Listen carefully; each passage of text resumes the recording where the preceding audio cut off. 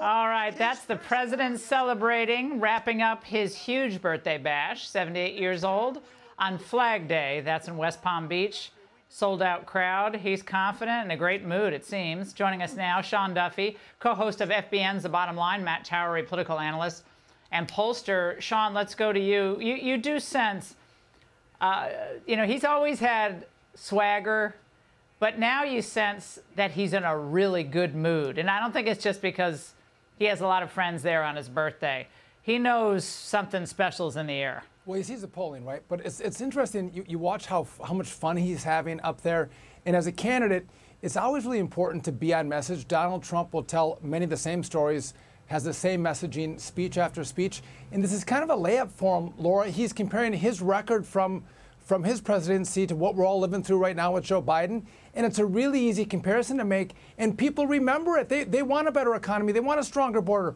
They want peace in the world. They don't want to see inflation that's sky high. And so it's a layup for Donald Trump to make this message to the American people, which, by the way, is why his polls are going up with Hispanics, with blacks, why he's actually winning the under 30 vote, which is a Democrat voting bloc. Donald Trump is winning it.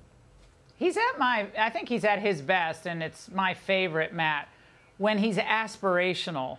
Because I think, to Sean's point, we all know what his record was. We know how it felt to, pay for gas, and it was $2 a gallon. And people had extra money in their pockets. We had peace around the world. So we already know that. But now it's, this is what I'm going to do for you. In those moments tonight, you heard the response. Yeah, well, the single most important thing he said tonight, as far as I'm concerned, is when he talked about no tips, no tax on tips. That is an incredibly powerful issue. It goes across so much of this country, and people who are otherwise might even not think of voting for Donald Trump. When it comes down to their own wallet and it comes down to this proposal, if he takes this and runs with it, this opens up a whole different area that I've not seen necessarily Donald Trump get in the past. Service workers, people in restaurants and the like who necessarily don't always agree with his politics, but they may love that proposal. And it's a lot better for him than seeing someone talk about giving kids who graduated from college 30 years ago a break after they've already made $1 million, right? And I also think, Sean, that his reference to the Hispanic Americans, he talked a lot in this speech, as he often does, about immigration and the border, totally out of control. But he said Hispanic Americans are supporting him because they see the disaster that's unfolding. And if this isn't stopped, and if we don't have a massive deportation force, which he brought up, the America that we know will never recover. Yeah, I think he said they like competence. They be competent. They like competent leaders, that's true. Like, every single American likes competent leaders. And he's like, again, you saw a lot of people in 2016 when Donald Trump was strong on the border, they thought he was going to lose Hispanic voters. His numbers have only gone up because Hispanic Americans are Americans first. And they do. He brought up the point of immigration. What happens to housing? What happens to jobs when you have 16 million new people coming in to compete in the labor force, but also for housing? It destroys an economy. And I think it's important for him to double down and go, you know what? We are going to remedy it. We're going to actually send people back to their home countries. And I think if you're the liberal media, Laura, you sit and look at this and go, we've called him a racist. We've called him an insurrectionist. We now have him to be a felon. And none of it's worked. They're pulling their hair out to go, now he's unified the Republican Party. To your point, he's aspirational. We don't have any more arrows left in our quiver to take this guy out because he keeps winning with a message that's resonating with the American people.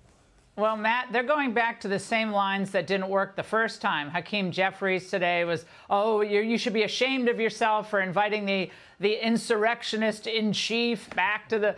And they're all the old stuff. It didn't work. Nobody buys it. And yet it's all they have. And Trump just seems to be like, sweep it off, brush it off, and keep going. I mean, he's the Energizer Bunny. I mean, he's going to Detroit. We find out today that he's opened a big office in Philadelphia for minority outreach. Speak to that, if you would, Matt. How important is this outreach to the deepest blue areas of this country? Well, I think it's critical. And I will also say this. I mean, since that trial, and he was found guilty, and nothing moved in any of the polls, he's just been re-energized because now everything they say, this same retread of, don't bring him here, he brought an insurrection, none of it is working. You're right. I do think it's important they get out there to the new areas. But one thing I'm watching, Laura, and that is this federal government effort to try to register voters that we don't really know about. As a pollster, I want to know more about that because when I poll a universe, I have to know who those voters are going to be. Yeah, well, I think they know that there's some tricks up their sleeve, perhaps, but the voter registration, that is a big thing, and you've had your eye on that. Sean and Matt, both of you, thank you tonight. Hey, Sean Hannity here. Hey, click here to subscribe to Fox News YouTube page and catch our hottest interviews and most compelling analysis. You will not get it anywhere else.